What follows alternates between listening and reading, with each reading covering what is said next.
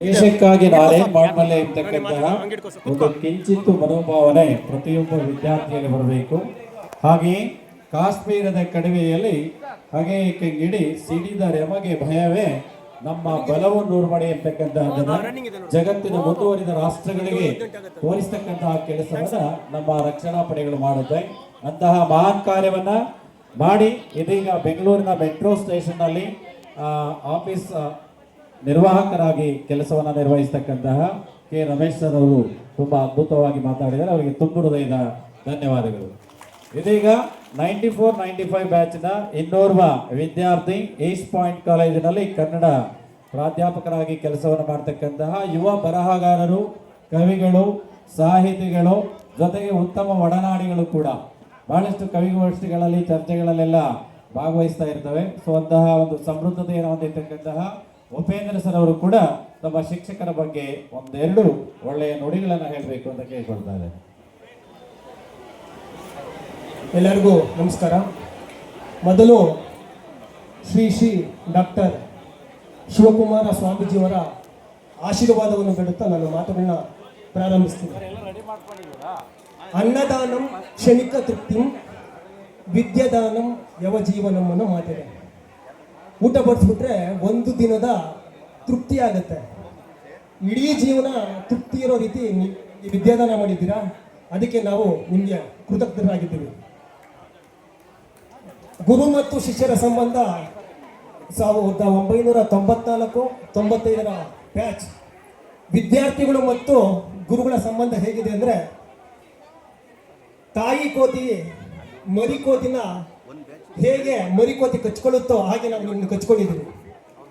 ನೀವು ನಮ್ಮನ್ನ ತಾಯಿ ನಾಯಿ ಇದೆಯಲ್ಲ, ಮರಿ ನಾಯಿನ ಹೆಂಗೆ ಜೋಪಾನವಾಗಿ ಸಾಗಿಸೋ ಹಾಗೆ ನಮ್ಮನ್ನ ಇಲ್ಲಿವರೆಗೂ ಸಾಗಿಸಿದ್ದೀರ.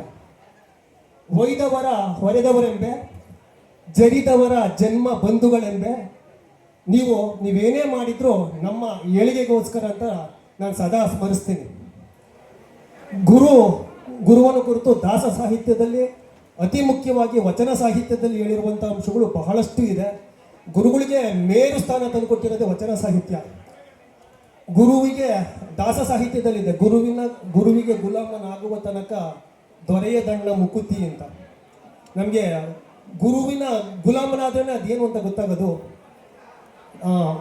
ತನುವನ್ನು ಕೊಟ್ಟು ಗುರುವಿಗೆ ಹೊಲಿಸ್ಕೋಬೇಕಂತೆ, ಮನನ ಕೊಟ್ಟು ಗುರುನ ಹೊಲಿಸ್ಕೋಬೇಕಂತೆ ಅಂತ ವಚನ ಸಾಹಿತ್ಯದಲ್ಲಿ ಹೇಳಿದ್ದಾರೆ. ಗುರುವಿಂದ ಇಹವು, ಗುರುವಿನಿಂದ ಪರವು, ಗುರುವಿನಿಂದ ಸಕಲ ಸಂಪದವು, ಗುರುವೇ ದೈವ ಕಾಣ ಮಹಾಲಿಂಗ ಗುರು ಶಿವಸಿದ್ದೇಶ್ವರ ಪ್ರಭುವೇ ನಮ್ಮ ಮಾತಿದೆ.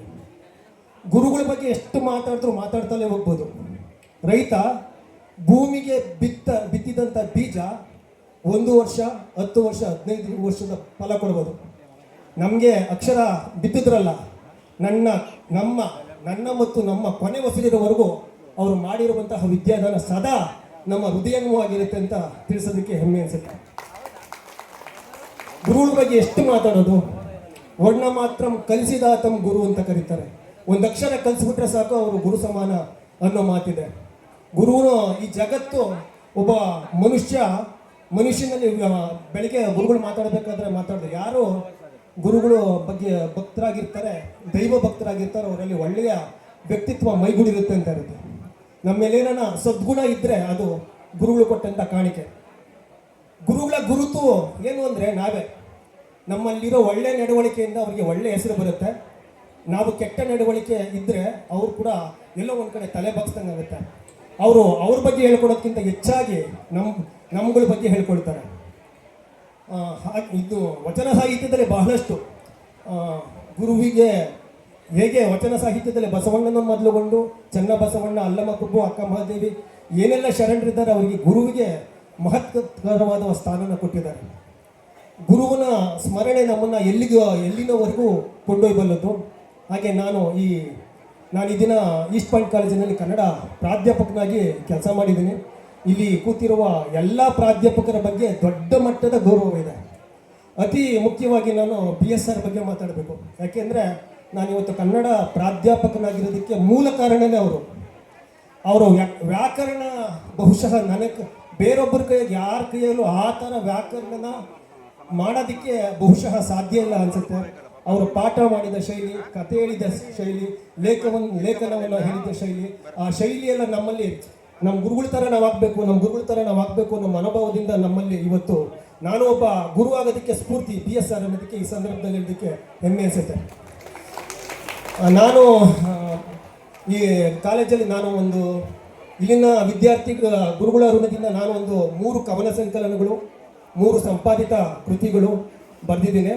ಅದೆಲ್ಲ ಗುರುಗಳ ಪಾದಗಳಿಗೆ ಸಮರ್ಪಿಸ್ತೀನಿ. ಈ ಸಂದರ್ಭದಲ್ಲಿ ಒಂದು ಸಣ್ಣ ಕವನ ಒಂದು ಗುರುಗಳು ಹೇಳಿದ್ರು ಪರವಾಗಿಲ್ಲ, ಅಪಾಸ ಏನಾಗಲ್ಲ ಅಂತ ಅನ್ನೋ ಕಾರಣಕ್ಕೆ ಹೇಳಿದ್ರು, ಅದಕ್ಕೋಸ್ಕರ ಹೇಳ್ತಿದ್ದೀನಿ. ನಾನು ಬರೆದಂಥ ಕವಿತೆ ಇದ್ಯಾರು ನಂದು ಅಂತ ಹೇಳೋದಕ್ಕಾಗಲ್ಲ, ಅದಕ್ಕೋಸ್ಕರ ಹೇಳ್ತೀನಿ. ಬೂದಿಗೆರೆಯ ಬಣ್ಣ ಬಣ್ಣದ ಬೆಡಗಿಯರ ನೋಡಿ. ನಾನು ಇಲ್ಲಿ ಬರೆದಂಥ ಇದೇ ತಾಣದಲ್ಲಿ ಬರೆದಂಥ ಕವಿತೆ. ಬೂದಿಗೆರೆಯ ಬಣ್ಣ ಬಣ್ಣದ ಬೆಡಗಿಯರ ನೋಡಿ, ನೆಕ್ಸ್ಟ್ ಸ್ಟಾಪು ಅಂದ್ರಳ್ಳಿ.